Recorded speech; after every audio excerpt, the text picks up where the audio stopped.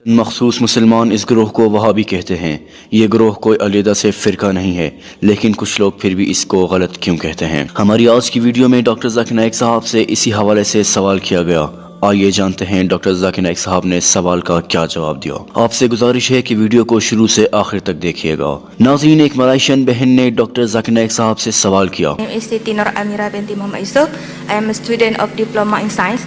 So my question is, in my journey to get Allah's pleasure and to get my purpose to get straight into Jannah, I have found two paths in my life, which is Sunni and Wahhabi. So can you briefly explain to me what is the difference between Sunni and Wahhabi, so I will get clear of these two matters? Thank you.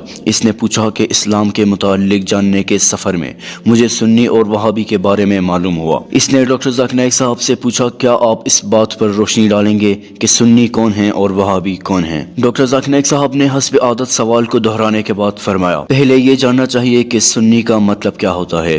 سنی لفظ سنت سے نکلا ہے، یعنی سنت کی پیروی کرنے والا۔ اس کے معنی میں اگر دیکھا جائے تو ہر مسلمان کو سنت کی پیروی کرنی چاہیے۔ اس لیے ہم کہہ سکتے ہیں کہ ہر مسلمان کو سنی ہونا چاہیے، اور ان معنوں میں اگر کوئی شخص نہیں ہے تو اس کا مطلب ہے کہ وہ اچھا باعمل مسلمان نہیں ہے۔ البتہ یہ سنی کا لفظی مطلب ہے۔ اسی طرح وہابی لفظ وہاب سے نکلا ہے، اور وہاب اللہ تعالیٰ کا ایک نام ہے، تو اس حساب سے ہر شخص کو ہی عبد الوہاب ہونا چاہیے، یعنی وہاب کا بندہ ہونا چاہیے۔ لہٰذا ہر مسلمان کو وہابی بھی ہونا چاہیے اور سنی بھی ہونا چاہیے، اسے اللہ تعالیٰ کا بندہ بھی ہونا چاہیے، اور نبی صلی اللہ علیہ وآلہ وسلم کی سنت کی اتباع بھی کرنی چاہیے۔ لیکن وہابی کے بارے میں جو دنیا کہتی ہے وہ ایک علیحدہ بات ہے۔ دنیا میں مختلف جگہوں پر سنی اور وہابی کے مختلف لیبل ہیں۔ ڈاکٹر ذاکر نائک صاحب نے فرمایا، میرے ملک انڈیا میں سنی کا کچھ اور مطلب ہے، جبکہ ملائیشیا میں کچھ اور، لیکن لفظی مطلب کے حساب سے ہر مسلمان کو سنی ہونا چاہیے۔ ڈاکٹر ذاکر نائک صاحب نے فرمایا، لہٰذا بہن، ادھر ادھر کی باتوں میں پڑنے کی بجائے آپ کی زندگی کا مقصد اللہ تعالیٰ کی رضا ہونی چاہیے، اور اس کے لیے آپ کو اللہ اور اس کے رسول کی پیروی کرنی چاہیے۔ اللہ تعالیٰ قرآن مجید سورہ نساء آیت نمبر 59 میں فرماتا ہے، جس کا مفہوم یہ ہے، اللہ کی اطاعت کرو اور اس کے رسول کی اطاعت کرو، اور علم والوں کی جنہیں اللہ نے علم دیا۔ ناظرین، ڈاکٹر ذاکر نائک صاحب نے فرمایا، لیکن بات یہیں ختم نہیں ہو جاتی۔ اگر علم والے آپس میں اختلاف کریں تو اس صورت میں ہمیں کیا کرنا چاہیے؟ مثال کے طور پر، اگر علماء ہمیں 5 وقت نماز پڑھنے کا کہہ رہے ہیں تو بالکل پڑھیں، اگر وہ زکوٰۃ دینے کا کہہ رہے ہیں تو زکوٰۃ دیں، لیکن جہاں پر وہ آپس میں اختلاف کریں تو پھر آپ کو قرآن اور سنت کی طرف رجوع کرنا چاہیے، اور یہ بات معلوم کرنی چاہیے کہ صحیح کیا ہے اور غلط کیا ہے، اور جب آپ کو معلوم ہو جائے کہ قرآن اور حدیث کے مطابق مولانا کی بات صحیح ہے تو پھر اس کی بات مانیں۔ میں آپ کو ایک مثال دیتا ہوں کہ جب انڈیا میں نئی گاڑی آئی تقریباً 100 سال پہلے، تو اس زمانے میں لوگوں کو گاڑی چلانی نہیں آتی تھی، اور خریدتا بھی کوئی تھا، لہٰذا جو شخص گاڑی خریدتا کمپنی اس کے ساتھ اس شخص کو ایک ڈرائیور بھی دیتی تھی۔ تو اس وقت ایک بزنس مین گاڑی خریدتا تھا، عام آدمی نہیں، اور اسے گاڑی کا ڈرائیور بھی ملتا تھا۔ ایک دن وہ ڈرائیور سے کہتا ہے کہ گاڑی نکالو، میں نے اپنی بیوی کو شاپنگ پر لے جانا ہے، اور ڈرائیور اسے کہتا ہے سر گاڑی چلنے کی پوزیشن میں نہیں ہے۔ وہ بزنس مین ڈرائیور سے پوچھتا ہے کہ کیوں چلنے کی حالت میں نہیں ہے، اسے جلدی سے جلدی چلنے کے قابل بناؤ،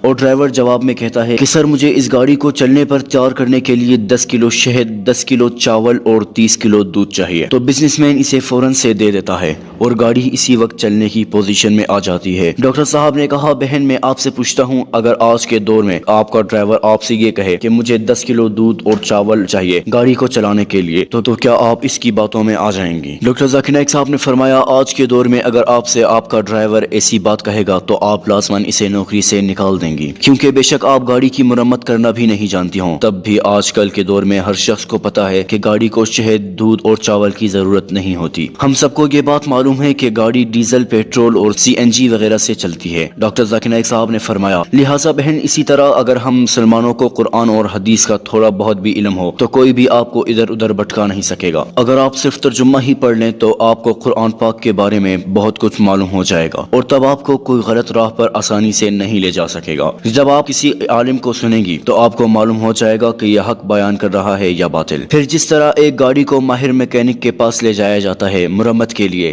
بالکل اسی طرح آپ کو کوئی مسئلہ پیش آئے گا تو آپ بھی صحیح عالم کے پاس جائیں گی، نہ کہ کسی بہروپیے کے پاس جس نے مذہب کو کاروبار بنایا ہوا ہو۔ ناظرین، ڈاکٹر ذاکر نائک صاحب نے فرمایا لہٰذا ہم مسلمانوں کو اللہ اور اس کے رسول کی پیروی کرنی چاہیے، قرآن اور حدیث کی۔ اس کے علاوہ اگر آپ قرآن مجید کو پڑھیں تو قرآن مجید میں کہیں پر بھی سنی یا وہابی کا لفظ نہیں آیا۔ قرآن میں کوئی سنی کوئی وہابی نہیں ہے، اس لیے ہمیں اللہ اور اس کے رسول کے بتائے ہوئے طریقے پر چلنا چاہیے۔ اسکالرز کو ضرور سنیں، لیکن اگر آپ کو مختلف اسکالرز کی باتوں میں اختلاف محسوس ہو تو پھر قرآن مجید سے رجوع کریں۔ اللہ تعالیٰ سورہ فصلت میں فرماتا ہے، جس کا مفہوم یہ ہے اس سے بہتر بات کرنے والا کون ہوگا جو لوگوں کو اللہ تعالیٰ کی طرف بلائے اور نیک عمل کرے اور یہ کہے کہ میں بھی مسلمانوں میں سے ہوں۔ لہٰذا اللہ تعالیٰ فرما رہے ہیں کہ سب سے بہترین شخص وہ ہے جو لوگوں کو اللہ تعالیٰ کی طرف بلائے اور اپنے آپ کو مسلمان کہے۔ اس لیے آپ خود کو جو سب سے بہترین لیبل دے سکتی ہیں وہ مسلمانی کا لیبل ہے، بجائے شیعہ سنی دیوبندی وہابی کے چکر میں پڑنے کے۔ ڈاکٹر ذاکر نائک صاحب نے فرمایا اسی طرح اگر آپ صحابہ اکرام رضی اللہ تعالیٰ عنہم کو دیکھیں تو وہ خود کو شیعہ سنی نہیں کہتے تھے، نہ وہ خود کو وہابی کہتے تھے، وہ تو مسلم تھے اور مسلم کہتے تھے۔ سر تسلیم خم کرنے والے کو جو اللہ تعالیٰ کی رضا کے سامنے اپنا سر جھکا دے، اور اللہ کی رضا کے سامنے